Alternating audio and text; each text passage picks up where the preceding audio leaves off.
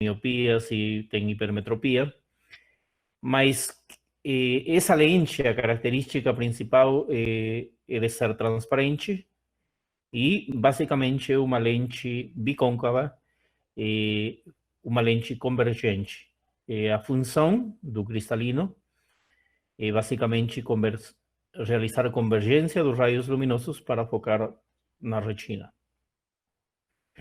Quando se perde a transparência, o cristalino vira opaco e a interferência sobre a visão vai depender, obviamente, do grau de opacificação do cristalino. Quais que são os mecanismos pelo qual um cristalino que é transparente finalmente se torna opaco? Tem vários mecanismos que acontecem dependendo do tipo de catarata e dependendo da patologia associada. Um deles é a formação de fibras opacas. Lembrem que as fibras do cristalino são completamente transparentes, inicialmente cilíndricas, que se alongam progressivamente. Se essas fibras viram opacas, elas vão interferir com a passagem da luz ao interior do olho, a área do vítreo e da retina. Outro dos mecanismos importantes é a metaplasia fibrosa. Metaplasia significa que as células que inicialmente são cilíndricas, elas podem variar suas características morfológicas e, variando as características morfológicas, elas perdem a transparência. Outro dos mecanismos é a opacificação epitelial. As células, elas podem virar opacas dependendo das noxas ou dos fatores que interferem com o funcionamento das células. Pode acumular pigmento entre as células e pode haver, obviamente, formação de depósitos de material extracelular que fazem perder a transparência ao cristalino. As cataratas, elas podem ser congênitas, se a catarata já se apresenta ao momento do nascimento, ou podem ser adquiridas e podem apresentar-se em qualquer fase da vida, e dependendo das causas que geram a catarata. Obviamente, as cataratas adquiridas, a mais frequente é a catarata senil, se associa à idade por envelhecimento natural do cristalino. Ela pode ser acelerada por diversos fatores. A catarata pode ser traumática e o traumatismo pode ser penetrante ou não penetrante no olho. E, obviamente, dependendo do traumatismo do cristalino, a catarata pode se formar em forma aguda, em forma muito rápida ou em forma lenta e progressiva. A catarata pode ser complicada em associação a glaucoma, em associação a ovites, em função a outros tipos de patologia.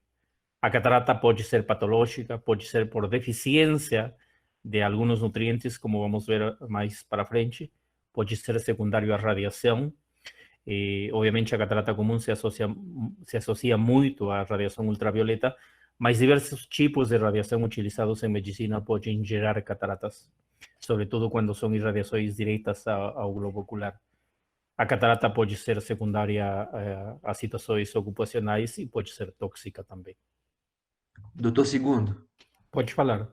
Perdão, o Cláudio, a conexão do Cláudio caiu, ele está pedindo para se o senhor pode aceitá-lo novamente na aula. Só um pouquinho.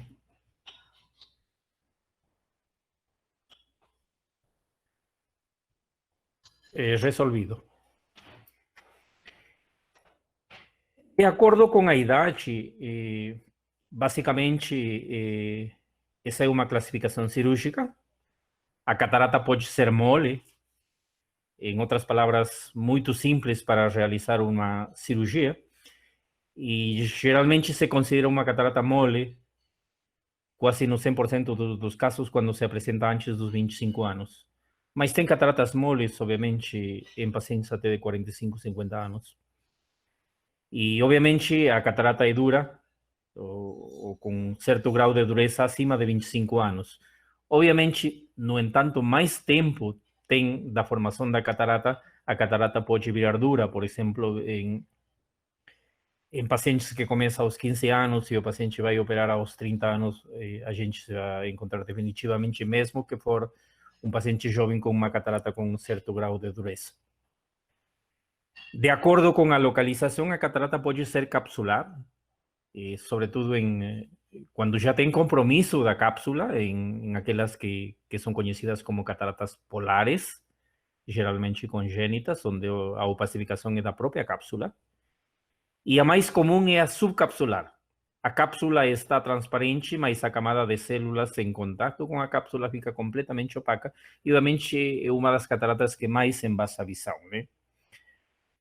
Uma das cataratas mais comuns são as cataratas corticais e, obviamente, as cataratas senis, a maioria são do tipo nuclear e cortical, né?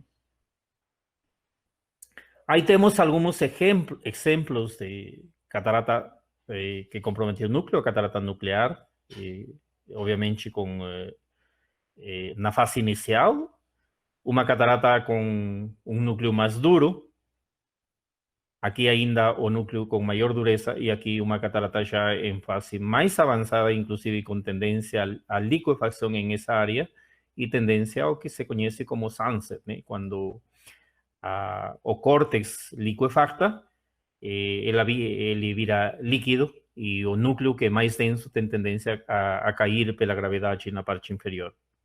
Isso se conhece como catarata em sunset, né? Queda de sol.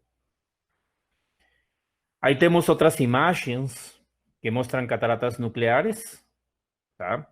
Aqui uma catarata muito mais avançada, catarata branca, quase leitosa, com um componente cortical importante. Essa é uma catarata muito dura, que inclusive o córtex fica muito dura, é uma das cataratas que não é simples realizar uma cirurgia de facoemulsificação. Para emulsificar essa catarata se necessita muita energia. Uma fase mais avançada ainda da catarata, o córtex já com tendência à liquefacção. Aqui temos uma catarata muito mais avançada, obviamente, com muita pressão intracristaliniana, e em esse tipo de cataratas, onde não tem uma liquefacção ao 100%, o risco de ruptura capsular e de bandeira argentina é muito grande. Aqui você tem que ter muito cuidado com a cirurgia.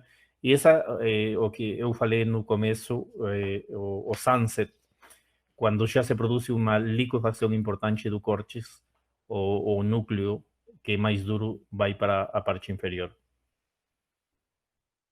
Esses são exemplos de cataratas senis, né, que obviamente a dureza é maior, no entanto, mais tempo a catarata tem, né? E aqui temos exemplos, diversos tipos de exemplos de cataratas corticais. Elas, obviamente, são muito frequentes, começam a maioria desde a periferia e vão para o centro. No entanto, o centro, o eixo visual não está muito comprometido. Elas são toleráveis e às vezes não comprometem muito a visão no começo. E o paciente, obviamente, quando a pupila no dia, por exemplo, não tem compromisso do eixo visual, o paciente enxerga bem, né? E já quando a pupila dilata, vai ter muita interferência com a visão, né? Cataratas corticais mais avançadas, e aqui temos um tipo de catarata cortical mais diferente, e aqui quase uma catarata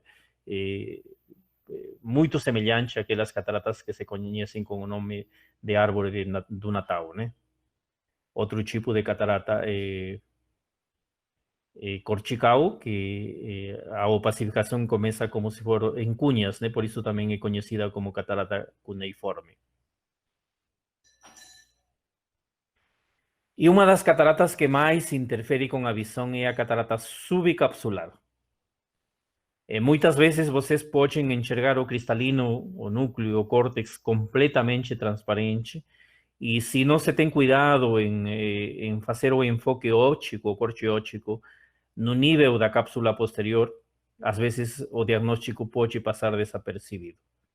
Mas esse tipo de catarata que se ubica no eixo visual, obviamente compromete muito a visão. Com um cristalino em aparência transparente, mas com uma acuidade visual muito baixa.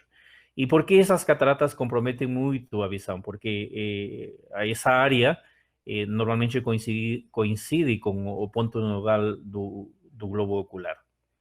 Aqui temos em esta área, no reflexo vermelho, como que se observa uma catarata capsular, subcapsular, e aqui uma das cataratas que compromete já toda a área subcapsular.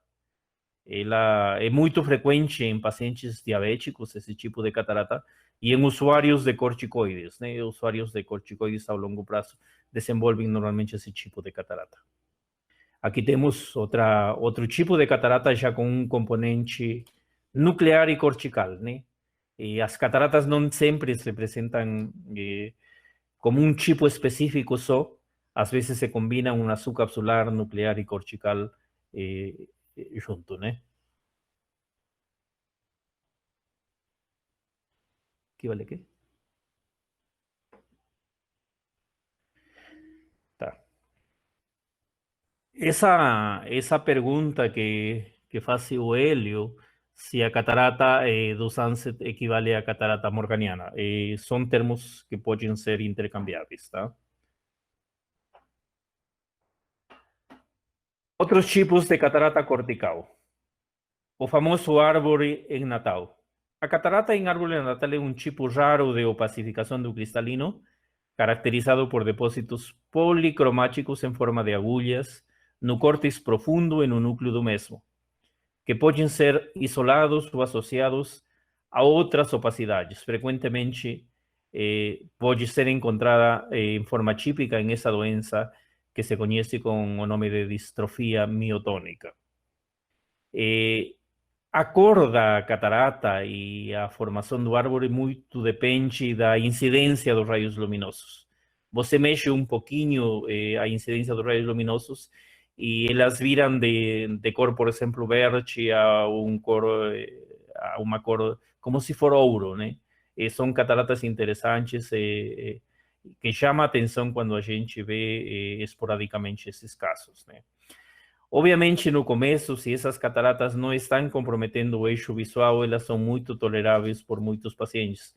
Eu já vi pacientes assim como essa segunda catarata aqui, ainda com acuidade de 20, 25, 20, 30, que não tem muito compromisso da acuidade visual.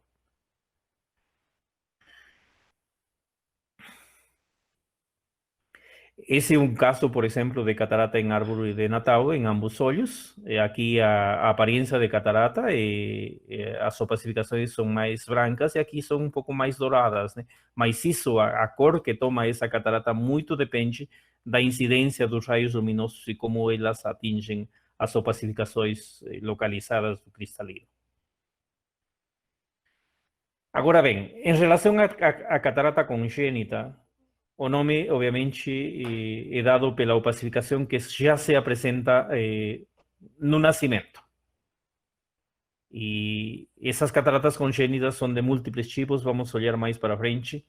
Se conhece como catarata infantil quando a opacidade do cristalino se desenvolve durante os primeiros anos de vida. Pode ser secundário a múltiplas causas também.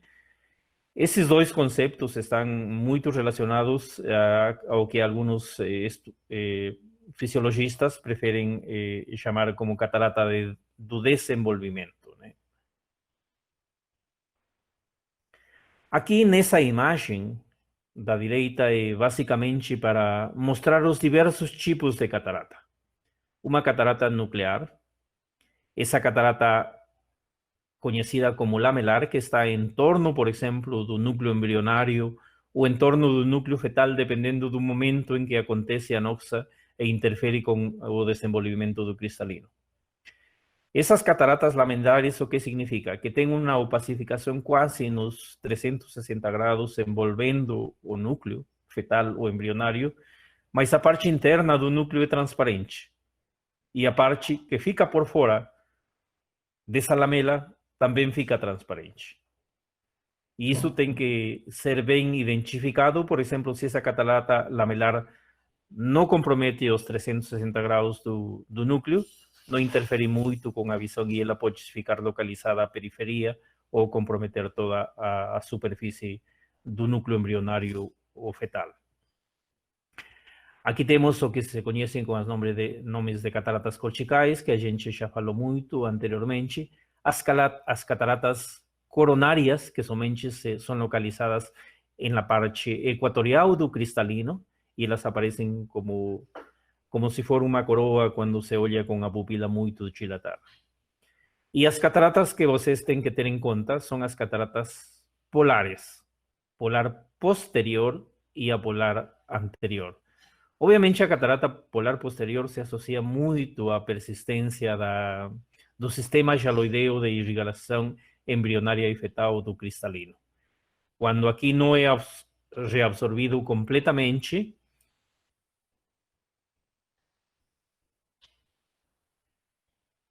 quando essa artéria jaloidea não é reabsorvida completamente, deixa um ponto de conexão com a cápsula que conleva à opacificação da cápsula. A mesma coisa acontece nas cataratas polares anteriores, que acontece na fase inicial de formação do cristalino. Aqui tem conexão, essa parte, lembrem inclusive com as estruturas que vão originar as pálpebras, né?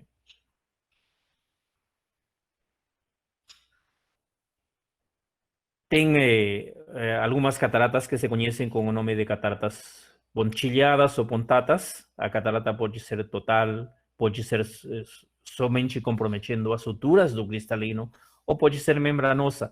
Membranosa já quando o interior do cristalino é reabsorvido e ficam simplesmente duas membranas muito fibrosas em torno em contato com a cápsula anterior e posterior do cristalino. Em relação à etiologia das cataratas, que podem ser congênitas ou podem ser adquiridas, normalmente a catarata congênita pode ser bilateral, ocorre paralelamente à separação da vesícula do cristalino, que a gente já falou, do ectoderma, em el caso das cataratas polares anteriores, o resultado de uma formação tardia da câmara anterior em contato entre o polo anterior e a córnea. Y a catarata adquirida ocurre debido a una pequeña perforación central de una úlcera da córnea en relación a esas cataratas polares. Por ejemplo, si se tiene una perforación do centro da córnea por una úlcera, normalmente a cámara obviamente vai ficar rasa y o endotelio y a área inflamatoria entra en contacto con o cristalino. Isso pode gerar, se persiste um período determinado, pode gerar trauma sobre a cápsula anterior do cristalino e desenvolver uma catarata polar anterior. Mesmo que obviamente se faça transplante de córnea, o paciente pode desenvolver uma catarata polar. O quadro clínico da catarata polar anterior, os síntomas, obviamente, a criança não falam, né? São referidos pelos pais quando normalmente são em crianças. E as sinais: pequena opacificação branca, aqui temos um exemplo aí, em um corte óptico, obviamente aqui olha a catarata polar anterior, e além disso tem uma catarata cortical e nuclear nesse paciente, né? Essas cataratas polares anteriores não dão muito risco para a cirurgia, elas são muito tranquilas de fazer uma cirurgia, né? Quando essa catarata polar anterior não compromete o eixo visual, obviamente não compromete muito a cuidado visual do paciente. Y esas cataratas generalmente son localizadas y no aumentan de tamaño en casi 90% dos casos. Si no compromete o eixo visual ou a cuidado visual do paciente, ela tranquilamente pode ser não operada. As cataratas polares posteriores. Olha, quando vocês enfocam o cristalino e olham essa placa que compromete a parte central do cristalino, essa é uma catarata polar. En un corte óptico, olha a localização como que se observa, em contato com obviamente com a cápsula, porque a própria cápsula está comprometida. E aqui uma catarata polar um pouco mais difusa, não é tão definida ou uniforme como nesse primeiro caso. Essas cataratas polares posteriores dão muito risco de ruptura da cápsula posterior durante a cirurgia.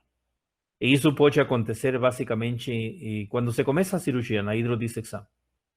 Se não se é cuidadoso em fazer uma hidrodissecção com pouco volume, definitivamente essa cápsula pode furar imediatamente e o núcleo ir para a parte posterior. Normalmente, quando opero uma catarata polar, eu prefiro fazer hidrodelaminação. Em outras palavras, não faço hidrodissecção no começo. A hidrodelaminação se faz entre, a irrigação se faz entre o córtex e o núcleo. Quando se consegue liberar o núcleo e a catarata já é importante, eu prefiro luxar a câmara anterior, botar viscoelástico detrás do núcleo e fazer a facoemulsificação no nível da íris ou em câmara anterior. Quando já se consegue facoemulsificar o núcleo, aqui já é mais fácil, se pode fazer inclusive hidrodissecção, porque o córtex vai estar aderido à cápsula, e se pode fazer a hidrodissecção pode fazer com viscoelástico também, que é importante para tentar manter a cápsula íntegra, né? Quando se faz, se procede desse jeito, a cirurgia é bastante tranquila. A semana passada eu operei uma paciente, eu acho que de 55 anos, com diagnóstico de catarata polar, e obviamente já tinha um componente nuclear importante. No quadro clínico desse tipo de cataratas, a opacidade é central, com transparência do cristalino em torno da catarata, e podem se apresentar extensões lineares no começo, mas dependendo da idade do paciente, já pode haver um compromisso cortical, subjacente e nuclear. No exame da lâmpada de Fenda, obviamente a opacidade está disposta em uma ou várias zonas concêntricas. A substância do cristalino dentro e fora da região da catarata está clara, e o reflexo vermelho tem um escurecimento central e um brilho periférico. Aí temos o que eu falei, as cataratas coronárias, aí um esquema para entender, e aqui na direita o compromisso, que basicamente é mais no equador do cristalino. Aparece como em cunhas, e o centro do cristalino pode estar transparente. As famosas cataratas pontilhadas, que aparecem como pacificações localizadas, mas difusas em todo o cristalino, né? E essas cataratas muitas vezes não comprometem muito a acuidade visual, e o paciente tolera isso por muito tempo. As famosas cataratas suturais, aqui comprometem a sutura do cristalino. Quando a catarata não é muito importante, não compromete muito a acuidade visual, tem muitos pacientes que toleram bem, mas muito depende da ocupação do paciente também, né? Um paciente que tem muitas necessidades visuais, um engenheiro, um cirurgião, um oftalmologista, não toleraria esse tipo de catarata e teria que fazer cirurgia, né? Mais outros exemplos de cataratas suturais, aqui, por exemplo, a que está no centro, ela definitivamente precisa de cirurgia em qualquer tipo de paciente, ela já vai interferir de forma importante na acuidade visual. E as cataratas membranosas, o que acontece? Quando a catarata permanece por muito tempo, e ela é congênita ou aparece na idade infantil e não é diagnosticada, ela pode reabsorver o córtex e pode reabsorver o núcleo. Essa reabsorção se associa a certo grau de inflamação e se produz uma fibrose em torno à cápsula anterior e à cápsula posterior. Essas cataratas membranosas são muito difíceis de fazer cirurgia. Obviamente, você não consegue fazer uma cápsula rexis e tirar essa catarata significa utilizar basicamente a ponteira do vitrector um alto nível de corte, 2.000, 3.000, para poder cortar essa fibrose, ou usar uma tesoura de vanas para fazer, e o objetivo dessa cirurgia é fazer um buraco central e botar a lente acima dessa membrana periférica. Você não consegue aspirar o córtex porque tudo isso está fibrosado. É por isso que se conhece com o nome de catarata membranosa. Há outros exemplos de catarata membranosa. Cada vez que a gente opera uma catarata desse tipo, obviamente, libera muita adrenalina e a gente termina suando muito. Esse tipo de catarata, obviamente, depois de tirar a parte central, você tem que associar a uma vitrectomia anterior.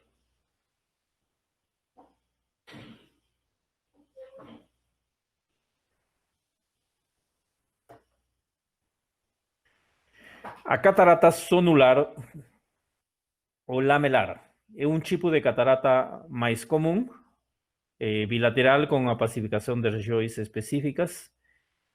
A lâmpada de fenda, a camada de opacificação comprometendo o núcleo fetal, contorneando o centro o córtex transparentes, e na vista frontal tem uma configuração em forma de chisco, né? Aqui temos o exemplo novamente dessa catarata. Aqui essas cataratas são muito interessantes, até gostosas de olhar na lâmpada de fenda, né? Porque a gente não vê com muita frequência, mas de vez em quando crianças apresentam isso, né? Essa catarata é uma avaliação com a lâmpada de fenda. Isso seria a imagem em um córtex ou núcleo transparente, só a opacificação em torno do núcleo, né? Essa catarata normalmente acontece na embriogênese, relacionada à deficiência de vitamina D e cálcio durante a gravidez e a influência de substâncias tóxicas. Catarata sonular ou lamelar, né? A catarata pode ser total, como nesse olho dessa criança. Aqui é mais em um olho do que outro, e pode ser bilateral. E lembrem que quando a catarata congênita é unilateral, ela deve ser operada o mais rápido que for possível, porque ela é muito ambliopicante. E, obviamente, a criança vai desenvolver uma acuidade visual melhor no olho que não tem catarata ou em que tem menos catarata. Já quando a catarata é bilateral, ela, obviamente, a ambliopia pode acontecer em ambos olhos e a criança desenvolver uma baixa visão. E quando essas cataratas já têm muito tempo, elas se associam a nistagmos.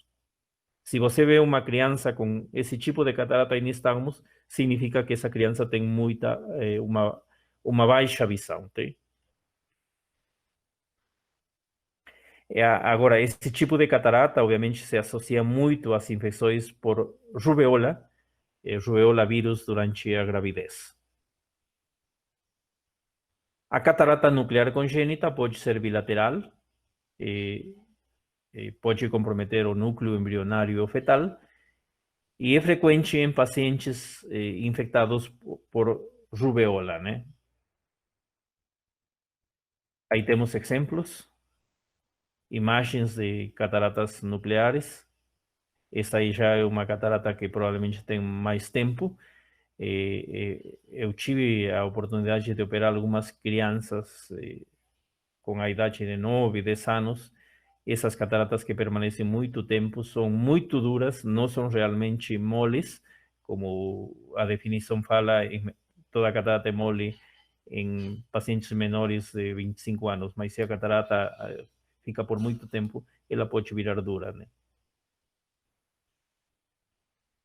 Complicações da catarata congênita, o que a gente falou, um olho que não enxerga adequadamente, ele desvia, e ele pode desviar internamente, para fora, para cima, para baixo, no olho do paciente, né?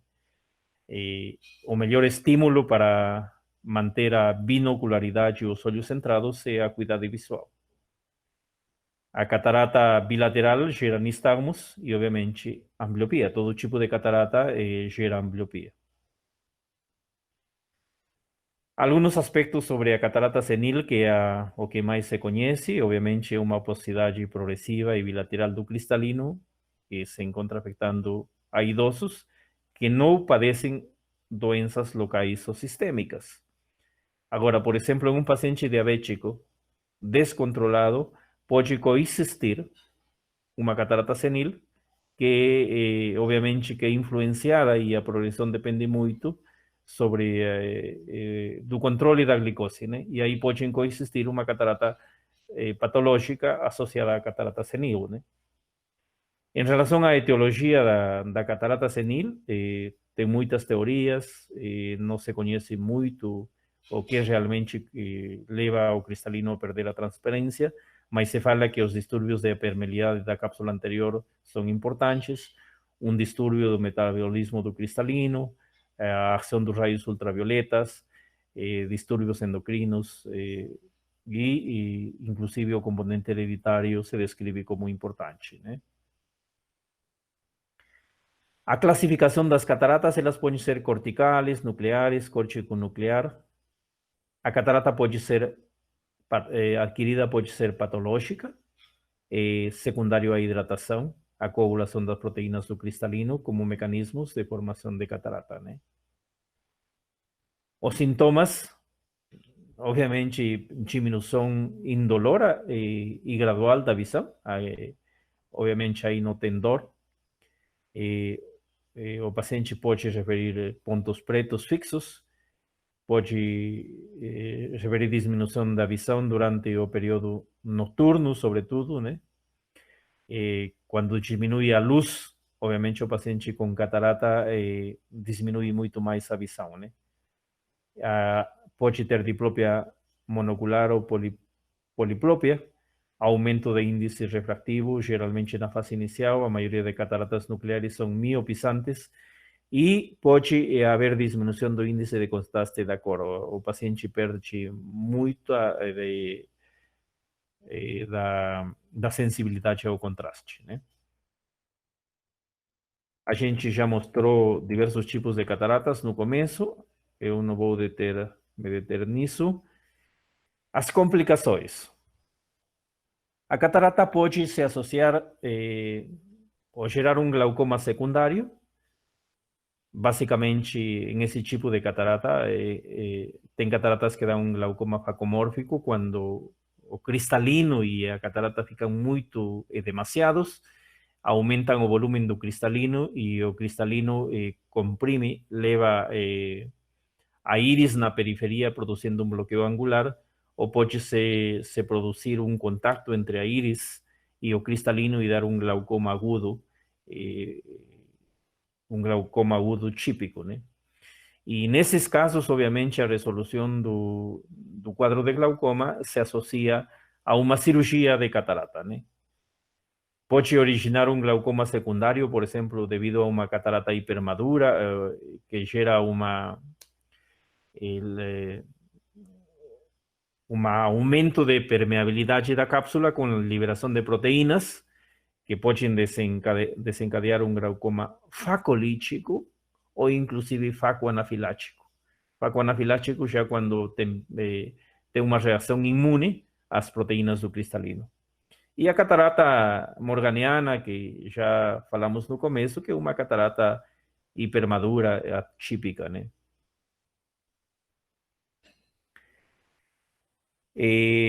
Já falamos que pode se apresentar um glaucoma secundário. A catarata, quando é avançada, se pode produzir uma subluxação do cristalino ou um descolamento do cristalino devido sobretudo, à degeneração da célula. Por exemplo, isso é muito frequente quando já se associa ao glaucoma pseudoesfoliativo. A célula, pelo compromisso da doença, fica débil e se pode luxar espontaneamente, parcial ou totalmente o cristalino. As uveites secundárias podem levar à formação de cataratas inflamatórias de rápida evolução E as endoftalmites facoanafilácticas, quando se tem um trauma sobre o cristalino, desencadena uma reação, sobretudo imune, com inflamação importante sobre o segmento anterior. Na catarata senil existe uma esclerose nuclear, considerado que um processo fisiológico, ¿no? As fibras velhas do cristalino se comprimem em direção no centro, com perda de água, e assim o núcleo aumenta em tamanho e volumen, porém permanece transparente. Já na catarata senil, o processo de esclerose senil patológico, e a transparência se vê comprometida, né? Os exemplos de cataratas senis que já mostramos no começo. Isso é importante, olha, uma classificação da catarata, tem inclusive tabelas aí, quem faz fellow de catarata geralmente gosta de fazer essas classificações de cataratas, esses são em corte ópticos, esses são cataratas corticales, obviamente o compromisso mesmo com a catarata cortical tem de graus avançados, e as cataratas subcapsulares, obviamente, as imagens mostram que, no entanto, obviamente, essas cataratas são mais opacas, mais compromisso da acuidade visual. Os sintomas a gente já falou, diminuição gradual da visão, visão defeituosa durante o dia, visão fotópica, obviamente dependendo do tipo de catarata, a pupila se contrai, se for uma subcapsular, o paciente embasa completamente a visão, né? Já as cataratas nucleares, quando não são muito avançadas, obviamente não comprometem muito a acuidade visual, né? E aumento refrativo do cristalino gera miopia. Quais que são as sinais que a gente pode olhar no exame? Obviamente tem muitas cataratas que não se correlaciona com os estadios iniciais da catarata, sobretudo a catarata cortical. O reflexo vermelho pode ter um anel vermelho em torno da opacidade mais central, e devido à deposição de melanina, obviamente se menciona que as concentrações de tirosina, o cristalino pode tomar uma cor preta, em los casos de catarata negra ou as cataratas brunescentes, né? A catarata traumática é resultante de um trauma sobre o cristalino. De acordo com o tipo de trauma, o trauma pode ser penetrante, e é importante ter em conta a alta velocidade do trauma, que pode produzir uma opacificação linear. E quando o trauma é amplo, obviamente, e de baixa velocidade, se produz uma inchação nebulosa com ruptura da cápsula do cristalino, e aí essas cataratas são, obviamente, muito violentas, muito rápidas, né? O traumatismo contuso do cristalino também gera catarata, sobretudo catarata cortical, e pode aparecer essa catarata em forma de roseta ou rosa, que mais para frente vamos olhar alguns exemplos. E é importante em catarata contusas que quase sempre se apresenta esse anel de Bócius. Esse é o anel de Bócius, que significa um contato violento e rápido da íris com o cristalino. Às vezes, se esse contato foi muito forte, já se associa à formação de catarata nessa área. Aqui temos a catarata cortical, em forma de rosa, por exemplo, associada a um trauma. Aqui um trauma perfurante, obviamente, que gera uma catarata mais localizada na área do trauma. Aqui, quando o trauma, obviamente, é mais severo, a catarata também. Aqui uma desinserção traumática da íris e uma catarata muito, muito grande. Prolapso da íris, obviamente, é um trauma recente. E olhem o tipo de opacificação do cristalino. Em esse tipo de cataratas traumáticas, sempre ter em conta isso quando se dilata a pupila, que o cristalino pode estar subluxado, que são cataratas muito complicadas e que se tem que operar com muito cuidado. As cataratas traumáticas podem se apresentar, por exemplo, em traumatismos elétricos. Dependendo da intensidade do trauma elétrico, Olha aí um caso de um paciente com esse tipo de catarata, uma catarata muito bonita em forma de rosa, que não é muito comum, mas obviamente o trauma elétrico não somente produz catarata, produz compromisso do nervo óptico, olhem a atrofia desses nervos ópticos e o compromisso focal aí, processo inflamatório algodonoso, né? En las cataratas complicadas, obviamente, a opacificação do cristalino é devido a outra causa. Na etiologia são múltiples, mas vamos lembrar só algumas. Por exemplo, patologias da córnea, uma úlcera severa gera catarata. Problemas da esclera, uma escleritis aguda pelo processo inflamatório pode se associar à catarata. Problemas do cristalino, subluxações, descolamentos do cristalino, em problemas de uvea, os diversos tipos de uveites se associam a cataratas, hay formas de glaucoma que se asocian a catarata y problemas de retina que por ejemplo, descolamento de retina, retinopatía diabética, retinopatía da prematuridade, retinopatía diabética, se asocian a mayor frecuencia de cataratas.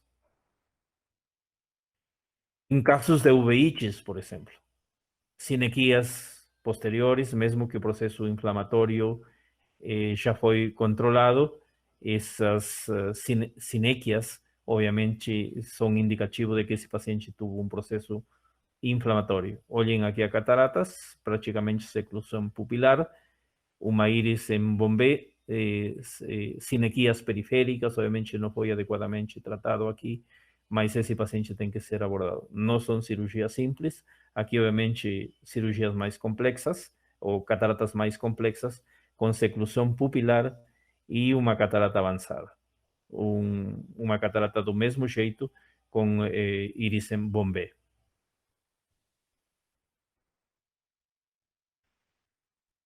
Olha, uma catarata que se associa a um Delling na esclera, uma catarata associada a alteração corneal, uma ceratitis em faixa, cataratas associadas a escleromalácia, e obviamente aqui uma escleromalácia severa, né?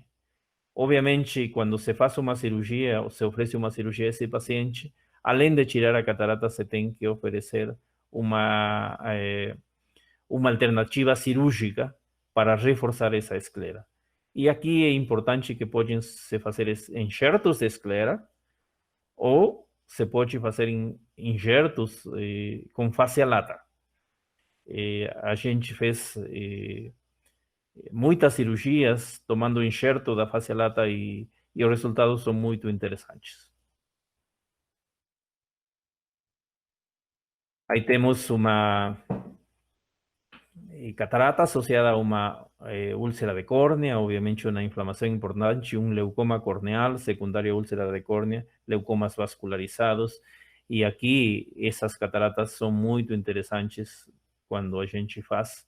Obviamente são cirurgias, quando não se associam a transplante de córnea, são cirurgias onde se libera muita adrenalina porque você não enxerga adequadamente para fazer os procedimentos intraoculares e você faz de memória. Transplantes de córnea, que se associam a catarata no pós-operatório. Essas cataratas em transplantados de córnea podem evoluir às vezes de forma importante pela manipulação durante o transplante, se faz leve contato sobre o cristalino que acelera cataratas, e um paciente, às vezes 2, 3 meses depois de realizado o transplante de córnea, tem que operar de catarata. Outros tipos de catarata e cataratas importantes associados a diversas complicações oculares. E essas cataratas que podem ser associadas a traumas oculares, que podem ser algumas doenças oculares, por exemplo, como o síndrome pseudoesfoliativo, ou aquelas doenças como o síndrome de Marfan, que são muito frequentes, a homocistinúria, que se associam a luxações do cristalino, olha aqui as sônulas, a debilidade sonular que faz cair o cristalino para baixo. E, obviamente, são cataratas que têm que ser abordadas adequadamente no tratamento. Cataratas patológicas secundárias a opacidades do cristalino devido a doenças sistêmicas. A cataratas diabéticas, quando são verdadeiras, se associam, por exemplo, a níveis de glicose 500, 600 miligramos de glicose, e que às vezes o paciente desenvolve uma catarata violenta, né? Quando eu fiz minha residência, vi alguns pacientes jovens de 35, 36 anos que desenvolveram catarata mais ou menos durante uma semana, e cataratas violentas, né? A gente, pela inexperiência, pedia exames para a cirurgia, o paciente, e obviamente o paciente controlava a glicose, depois de 3, 4 semanas vinha com o cristalino transparente, né? São poucas as cataratas diabéticas que, quando se controla o problema da glicose, podem revertir. E as cataratas falsas, obviamente, cataratas senis que se apresentam mais precoces nos pacientes diabéticos e que não se associam, obviamente, aos níveis de glicose, né? Na catarata associada a diabetes, obviamente, sempre se pensou que o sorbitol, que é um metabolito secundário ao metabolismo da glicose, se associa a um influxo de água e, obviamente, a opacificação das fibras do cristalino, né? Aí temos cataratas diabéticas, tá? Essa é uma catarata hipermadura. Diversos tipos de cataratas que podem se apresentar em um paciente diabético. O caso das cataratas que eu vi durante minha residência foram similares a essa, né? Obviamente, a gente olha, diagnóstico de catarata, cirurgia, mas nesses casos elas podem revertir com um tratamento adequado da diabetes, né? As cataratas também podem se associar ao hipoparatiroidismo. Já falamos no começo que baixos níveis de cálcio podem se associar a cataratas subcapsulares e a malformações de novas fibras do cristalino. A catarata pode se associar a essa parasitose. Não é muito comum, mas pode se apresentar. E, obviamente, associados a problemas de anemia e toxinas, né? E a catarata pode se apresentar em relação a alterações nutricionais. Já as mais conhecidas são a galactosemia, a manocidose, a doença de Fabry, por alterações lisossomais, e a deficiência da vitamina C e D. Um caso de galactosemia é uma criança com catarata bilateral. As cataratas se podem apresentar por um excesso de raios X ou radiações gama, e o dano pode ser direto ao cristalino. Pode ser dano ao corpo ciliar, com alteração do humor aquoso, que interfere com a nutrição do cristalino e a aparição de uma catarata secundária, né?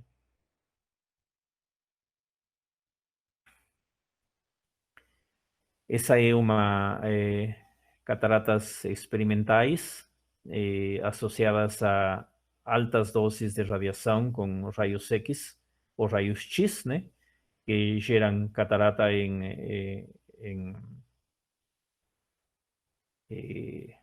¿cómo se llama? Ratos. Em ratos, né? São cataratas experimentais, obviamente, mais tempo de exposição e mais tempo de seguimento, de acompanhamento, a catarata é mais densa, né? As cataratas por toxicidade, aquelas subcapsulares associadas ao uso de mióticos, sais de ouro e as fenotiacinas. Obviamente, pacientes esquizofrênicos, por exemplo, que tomavam por tempo prolongado clorpromacina e medicamentos similares, podrían o de fato desenvolvían cataratas subcapsulares. As cataratas subcapsulares posteriores son típicas, obviamente, do uso de corticoides tópicos y sistémicos, como nesse caso, né? As cataratas por fenotiacinas, já mencionamos, uma forma de catarata em pacientes esquizofrênicos. E foi isso todo, gente. Espero que vocês tenham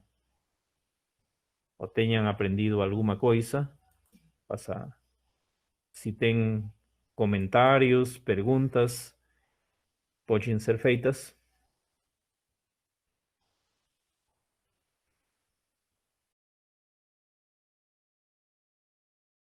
Tá bem?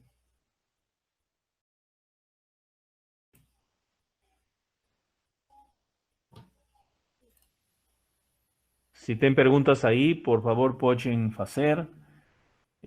A gente pode.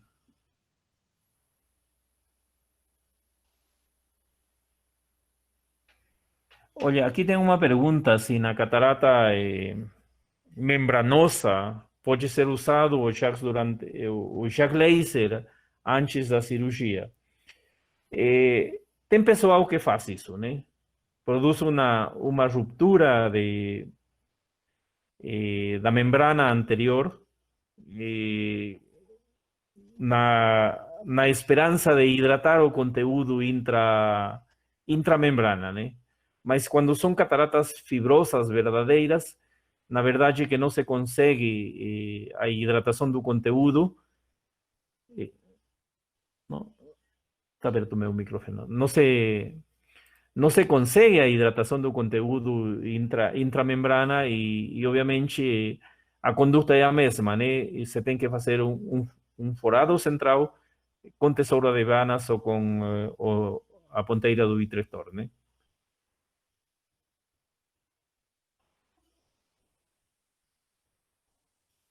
Mais alguma pergunta? Eu quero ouvir vocês. Eu acho que estão aí alguns fellows da catarata, da córnea.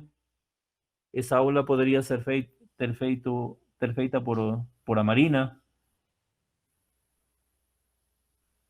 Qual pergunta é essa que não ouvi aqui? Estamos aqui, professor.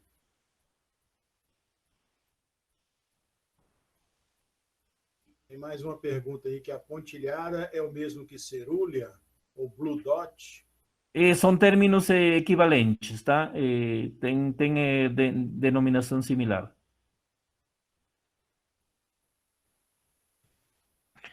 Olha, tem aí uma pergunta se o fentosecum poderia ser usado na catarata membranosa.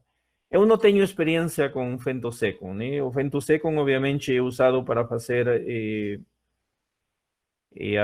as cápsulas rexes e fragmentação em cataratas duras. Obviamente poderia ser feita ou se ajudar com o fentosecum, dependendo da dosagem de energia, se poderia conseguir cortar essa catarata membranosa. Mas eu não tenho experiência em relação a isso, não poderia lhes falar se realmente se está fazendo isso.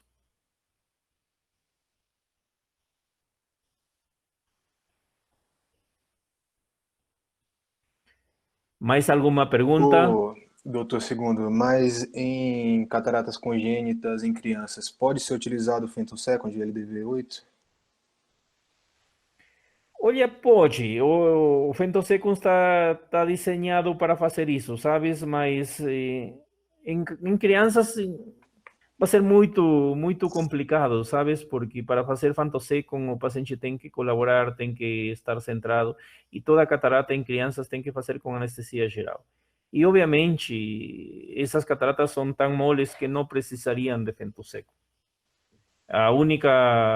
O único cuidado que se tem que fazer ter em conta em uma criança é que as cápsulas são muito elásticas, né?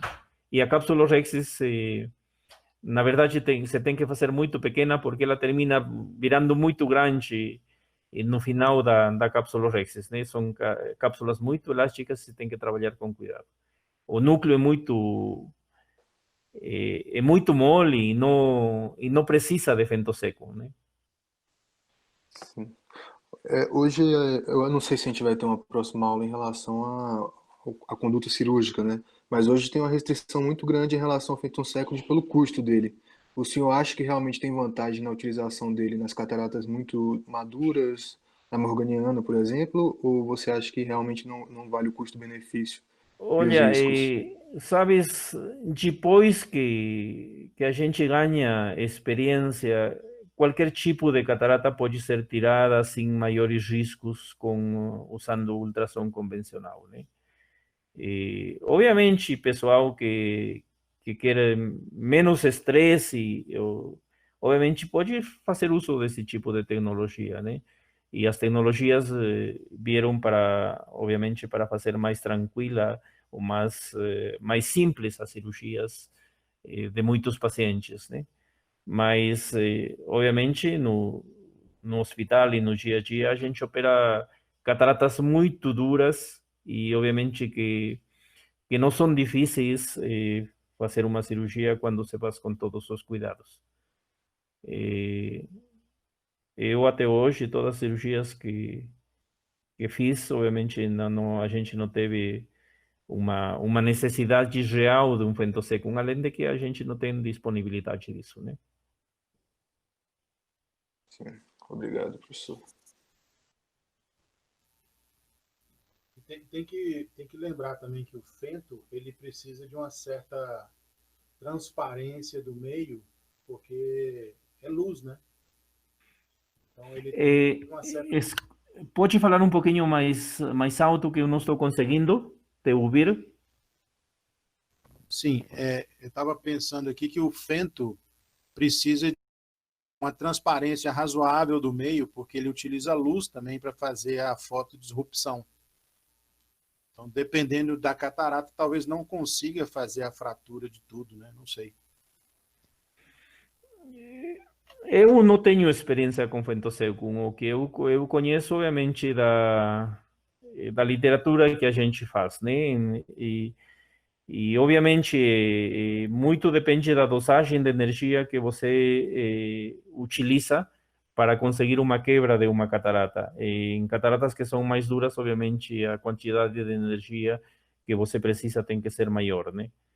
E tem pessoal que fala, né, que sobretudo nessas cataratas duras, eles se sentem muito mais tranquilos utilizando o fento, porque na realidade fazem uma fragmentação importante do núcleo do cristalino e simplesmente vão aspirar, né? Mas com a experiência, eu falo para vocês, com a experiência, a gente não tem essa necessidade de um fento seco. A gente pode tirar qualquer tipo de catarata com uma facoemulsificação, né?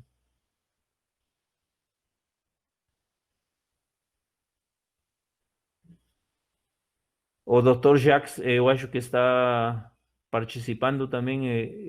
Eu acho que poderia participar de algumas perguntas, que ele é um cara muito experiente em cirurgia de catarata, né?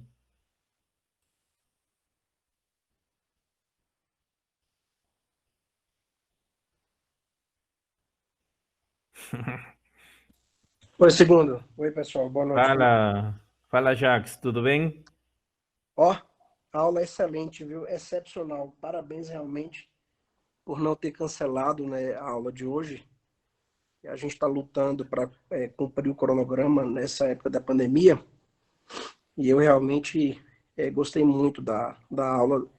Tem muita catarata, né? Até demais, né, segundo? Deu um trabalho para fazer essas aulas.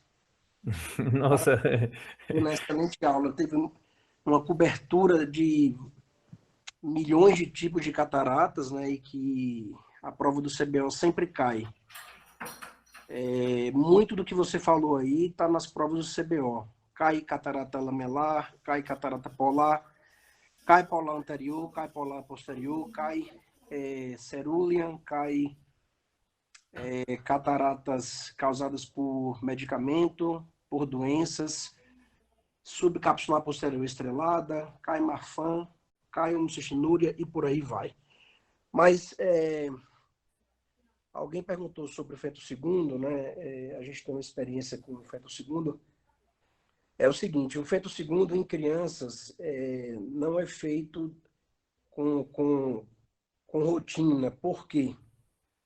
Não é impossível fazer, né? Eu estou falando que não é a prática fazer com criança, porque tem que ser feito um docking, né? O docking, a máquina, ela vem em direção à criança que está deitada. Muitas vezes, dependendo da idade, seria impossível fazer o docking, porque a criança tem que estar acordada, tem que estar com o bléfaro já no olho, né? Com anestesia tópica, e a criança tem que ficar olhando para cima em direção aonde o laser está descendo. O laser ele vem acoplando em direção ao olho da criança, e isso daí a criança tem que estar contida, porque nenhuma criança vai deixar fazer o docking, porque a máquina parece que vai esmagar a criança, porque ela vem em direção ao rosto da criança e ela acopla no globo ocular, e o paciente tem que estar com o bléfaro aberto. Ou seja, esse docking muito mal feito, o laser não funciona, forma bolhas. A cápsula Rex, ela pode formar o que a gente chama de tag, né? A tag é o que o Cláudio falou, quando a luz ela não passa, seja por opacidade corneana, seja por opacidade na cápsula, seja por opacidade cicatrizes ou por bolhas.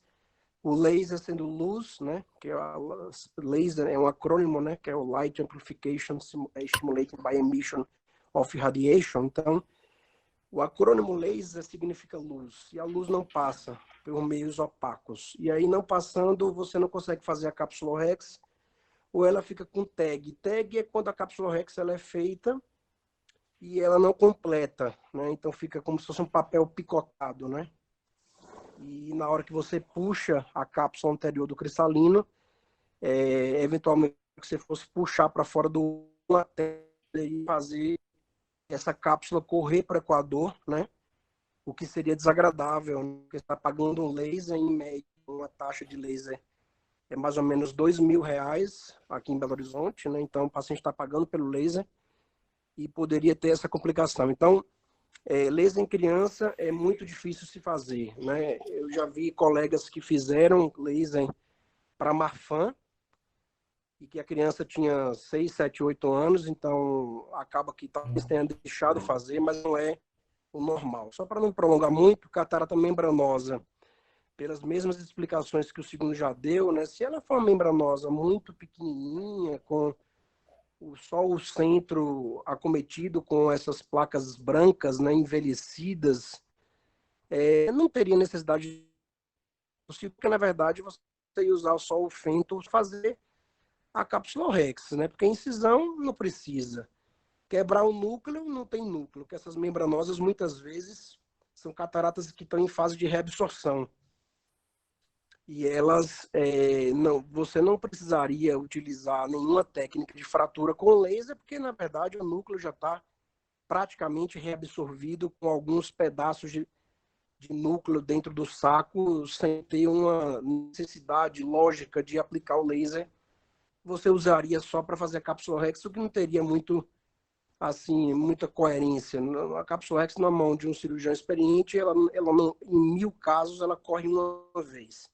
Então não seria a necessidade. Eu acho que é isso, né? Não sei se tem mais alguma coisa, mas era só, eu assisti a aula, eu adorei a sua aula, e não sei se tem mais algum comentário, mas é a minha pequena contribuição que eu posso dar. Valiosa contribuição, Jacques. Obviamente, você tem experiência em muitos tipos de cataratas, e obviamente sua participação enriquece a aula. Obrigado, Dr. Jacques. Eu fiquei com a dúvida ainda em relação ao que o Dr. Segundo falou. Em relação às cataratas congênitas, normalmente elas são muito densas ou pouco densas? Olha, é o seguinte, a maioria de cataratas congênitas, mesmo que fossem totais, elas não são duras. Elas são muito tranquilas de realizar a facoemulsificação. Mas quando você opera uma criança, por exemplo, durante até os 5, 7 anos, onde a catarata não está muito tempo, ela é tranquila. Mas já operei pacientes com 24, 25 anos de idade que tiveram cataratas congênitas totais, que por diversos motivos eles não conseguiram fazer a cirurgia, são cataratas realmente duras. E não são simples de facoemulsificar.